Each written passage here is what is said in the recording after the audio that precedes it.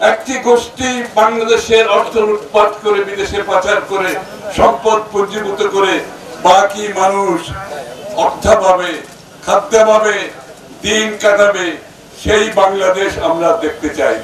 রাজনীতিতে বড় ধরনের পরিবর্তন আনতে হবে, তা না হলে বেশি দিন থেকে যাবে না। যারা পরাজিত শক্তি তারা কিন্তু এখনো চেষ্টা করে যাচ্ছে। গত 14-15 দিনে সেই ফ্যাসিস্ট পলায়নের পর থেকে বাংলাদেশের মানুষের মনোজগতে বড় পরিবর্তন আসছে। তারা একটি শান্তিপূর্ণ, সুষ্ঠু, সামাজিক ন্যায় বিচারের বাংলাদেশ দেখতে চায়। সকল নাগরিকের সমান অধিকার দেখতে চায়। একটি গোষ্ঠী বাংলাদেশের অর্থ লুটপাট করে বিদেশে পাচার করে সম্পদ পুঞ্জীভূত করে বাকি মানুষ অর্থাভাবে খাদ্যাভাবে দিন কাটাবে, সেই বাংলাদেশ আমরা দেখতে চাই। যে লুটপাট তারা করেছে, যে চাঁদাবাজি তারা করেছে, যে মাস্তানি তারা করেছে, যে দখল তারা করেছে, আমরা কি সেটা করতে পারবো? বাধা দিতে হবে। আমি আগেই বলেছি, বাংলাদেশের মানুষের মনোজগতে পরিবর্তন হয়ে গেছে। তাদের মন বুঝতে হবে। গত 14-15 দিনে বাংলাদেশের মানুষের মনোজগতে যে পরিবর্তন, আমরা যদি না বুঝি, বিএনপির রাজনীতি আগামী দিনে কঠিন হয়ে যাবে।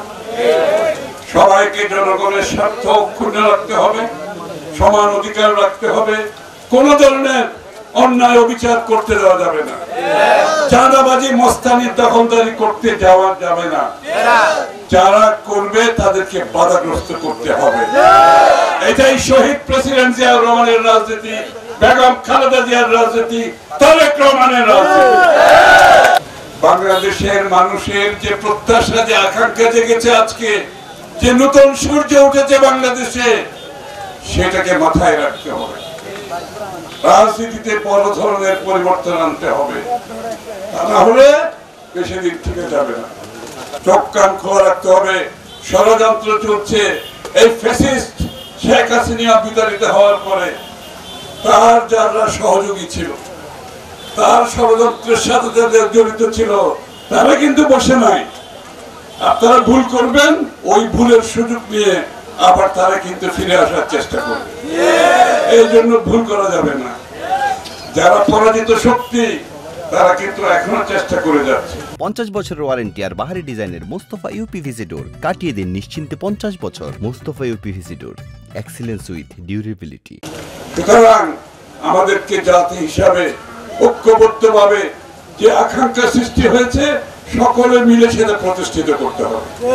শহীদের রক্তের সাথে বেইমানি করা যাবে না। যারা জীবন দিয়েছে, যদি তাদের সাথে আমরা বেইমানি করি, নতুন বাংলাদেশ মানুষের প্রত্যাশা পূরণ করতে না পারি, তার জন্য আমরা দায়ী থাকি।